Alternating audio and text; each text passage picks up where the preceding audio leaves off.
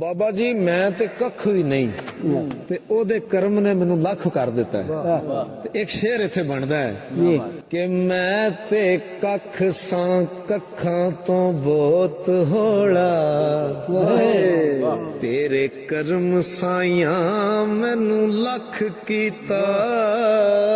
ਮੈਂ ਤੇ ਕੱਖ ਮੈਂ ਤੇ ਕੱਖ ਸਾਂ ਕੱਖਾਂ ਤੋਂ ਬਹੁਤ ਹੌਲਾ, ਤੇਰੇ ਕਰਮ ਸਾਈਆਂ ਮੈਨੂੰ ਲੱਖ ਕੀਤਾ। ਤੂੰ ਤੇ ਲੱਖ ਕੀਤਾ ਉਹ ਮੈਂ ਲੱਖ ਹੋ ਕੇ,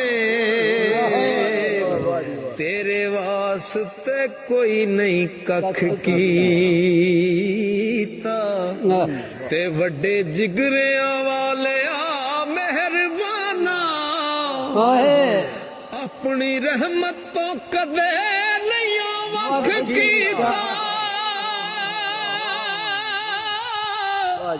ਉਹ ਕਰਦਾ ਇੰਜ ਨਹੀਂ ਕੋਈ ਸਰਦਾਰ ਸਾਈਆਂ,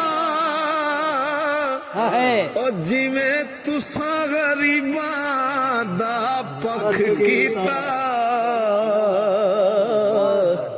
ਜਿੰਜ ਤੁਸਾਂ ਗਰੀਬਾਂ ਦਾ ਪੱਖ ਕੀਤਾ।